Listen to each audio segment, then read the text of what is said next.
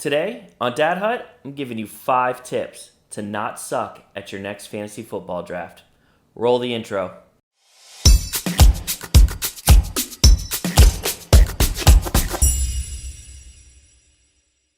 What's going on, everybody? Welcome back to the channel.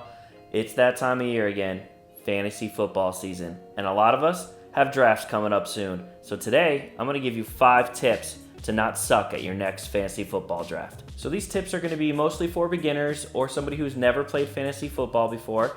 If you don't know anything about football, don't know football players, that's fine. These tips will still work for you.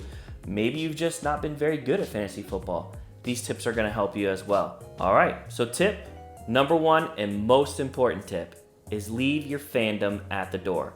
We are going to draft with this, not with this. So you are not a fan of your favorite team for the next couple hours while you're going to do this draft. A matter of fact, I think it's time for a wardrobe change. Whoa, you are team NFL. You are the Rob Lowe of this fantasy football draft. Do you hear me?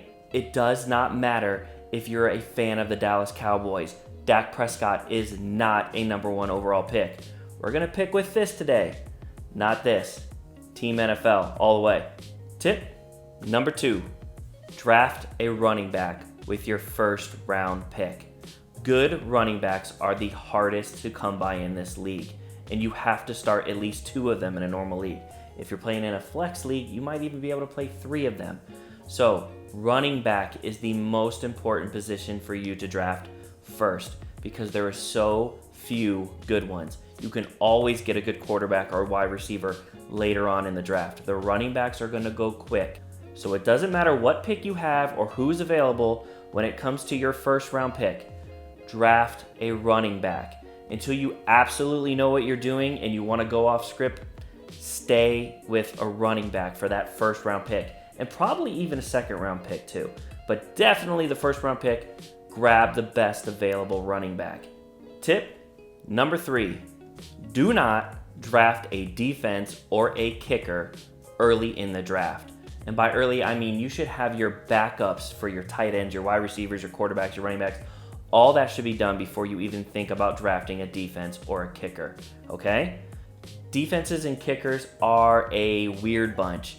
It's not always the best defense is going to have the most points or even the best kicker will have the most points because if they don't get the opportunity to kick, then they're not going to have points for you.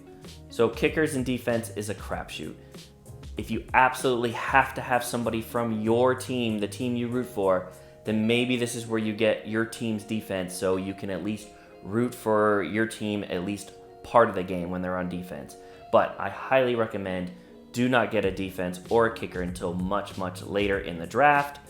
And you can always switch out your defenses and your kickers by week based on who they're playing and if they're playing weak offenses and things like that. So do not be the guy who comes in and drafts the Chicago Bears defense in the 5th round. Don't be that guy, okay? Tip number 4 is check the bye weeks for your backups. If you are drafting a backup quarterback and he has the same bye week as your starting quarterback, then you will not be able to use him when your starting quarterback is on his bye week. So pay attention to things like that. So you want to make sure that the backups that you have you're going to be able to play them when your starter is on their bye week. So this is where you want to avoid like multiple running backs on the same team or multiple wide receivers on the same team because they're all going to be off on that same bye week and then you're going to be scrambling to try to figure out who you can pick up to play for that week. The last and 5th tip is get a cheat sheet. A cheat sheet is going to have a list of all the players in the league and they're going to rank them by best quarterback, best running back, best tight end, best wide receiver. Obviously, it's going to be one person's opinion, but it will give you an idea of who the better players are, especially if you don't know anything about football. Now, if you're doing your draft online and it's being done on like Yahoo app or NFL.com, then it's already going to have that information built in for you. So you can just simply look up who's the best available player at this position and you can draft them. Now, if you do print out a cheat sheet, make sure you get the most up-to-date one in case players are injured or suspended and it hasn't been updated. Make sure you print it out the day of your draft. Okay, that's it. There's the 5 tips to get you through your draft and get you started and lay a nice foundation for the rest of your fantasy football season. Obviously, the draft is the most important part, but it is not the only part. You need to keep up with your team after you do your draft. If somebody gets injured, you don't leave them in to start.